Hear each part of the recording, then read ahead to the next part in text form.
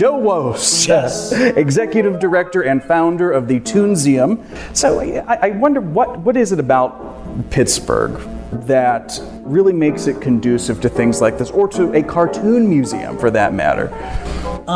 Pittsburgh is sort of the birthplace of pop culture.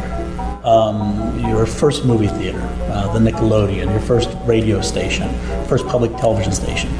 Stephen Foster, the first pop musician, long before Madonna and all these others. Yeah. Stephen Foster was the first one to use popular music for the masses. So you have all of these sort of popular art forms that originated out of Pittsburgh. And I think part of the reason for that is the sort of traditional blue-collar work ethic.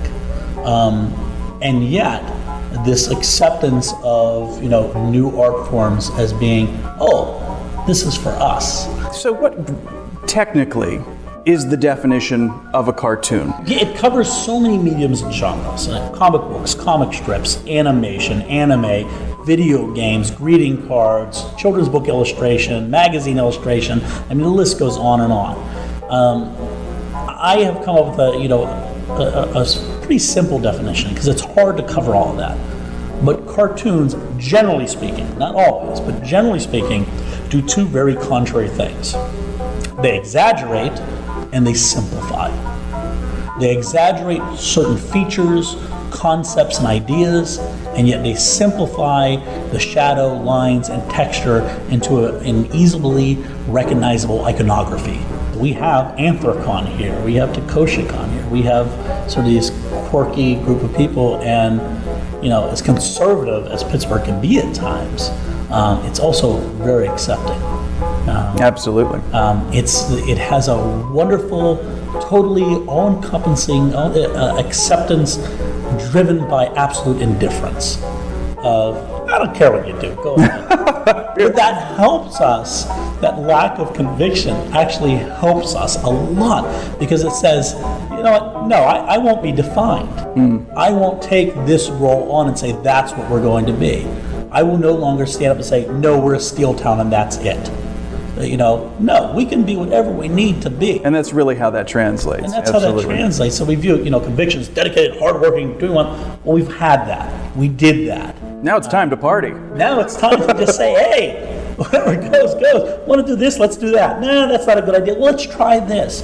Pittsburgh is constantly trying these ways to reinvent itself and not having to stick with one. And I think that is the reinvention. Comics and cartoons are considered high art throughout all of Europe and Asia. The United States, where many of these art forms originated or certainly developed, it's still treated as something for kids. We got to get past that. It was never intended for kids. So why do you think it gets that stigma? Saturday morning cartoons. Yeah. It's actually really simple. I mean, the way that came about was Betty Boop was for adults. Popeye was for adults. Looney Tunes was for adults. The funny pages you read every Sunday were created so that people would read the advertisements in the back of the paper. So they put the cartoons back there. Kids don't buy advertisements. They don't do anything. It's for adults. What happened in the 1950s with the rise of television, TV sets were in every home. They had this void on Saturday mornings. Nobody was waking up to watch anything on Saturday mornings. Well, they didn't want to invest in producing programming. So they went back to looked at all these old Looney Tunes, all these old Popeye cartoons especially. Well, they had rather run in the theater, so they were doing nothing with them. They realized they could buy, every single Popeye cartoon for dirt cheap, put a clown on the TV in the morning to introduce the cartoons, and boom, Saturday mornings were invented. Suddenly kids were waking up at 6 a.m. to watch cartoons and buy Captain Crunch cereal. You've just shattered my reality. When it comes to ToonSeum, we say it's just like any other art museum, except a lot smaller, but the art on the wall are old friends. These are characters you recognize and you love. I mean, certainly Snoopy is recognized in more parts of the world than the Mona Lisa. So these are iconic, legendary characters. And we're also going to introduce you to some new friends. We're going to introduce you to cartoonists from Turkey. We're going to introduce you to concept and ideas through political cartoons.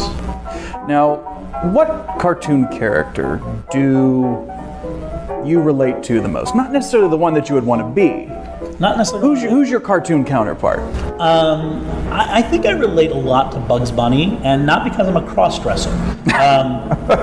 You are a lot of things, to be fair. But certain characters are universal. Snoopy and Charlie Brown are a great example. Snoopy is who we all want to be. Charlie Brown is who we all are. I mean, we're all sort of this Tell me about it. downtrodden, pathetic, the world is against us. Snoopy's that wild, I can do whatever I want, go wherever I want through my imagination, I can fly in a doghouse, whatever you want to do, Snoopy can do. Charlie Brown, really, though, that's that grounded, life sucks, kind of attitude. I think cartoons are so important because they really hold up a mirror and say, here's who we are. We're able to do that through the distance of humor and caricature.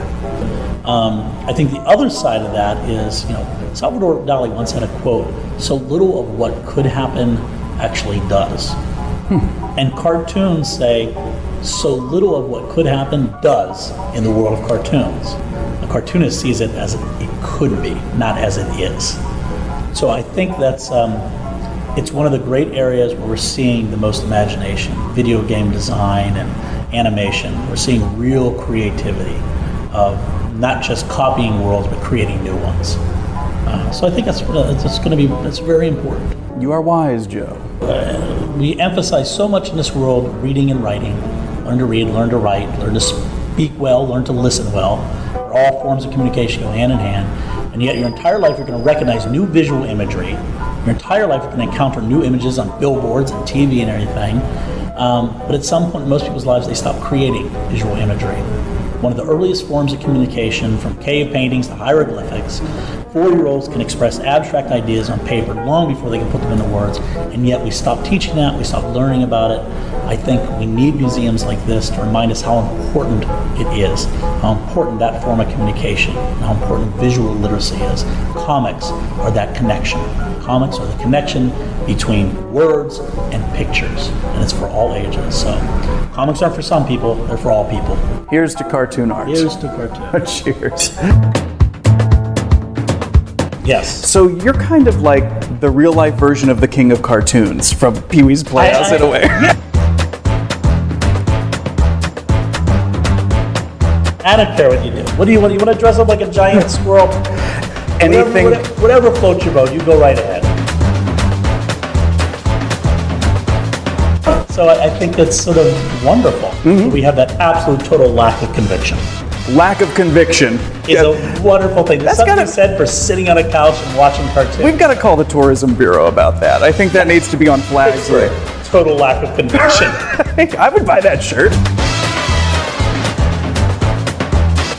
I think, that's one of the things that has killed a lot of the great creativity in cartoons is political correctness. We'll never have, Mr. Magoo or even Speedy Gonzales has been banned in a lot of areas. Porky Pig because he stutters. Oh, I would think maybe because obesity, but good point there. No, it's because he stutters. They've actually had a protest. But the fact that I would even think that just shows you what political correctness has done to my mind.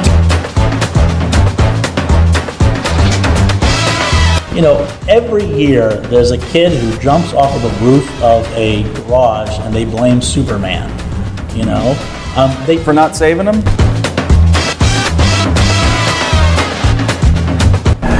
I often have Droopy Dog Mondays, for example. That's me on a Monday morning. Droopy Dog, who I always got a kick out of too. But see, even for someone like him, I think there could be a second life, maybe doing commercials for cosmetic surgery. This might be an exhibit. This might be a theme for something here. Everything's an exhibit.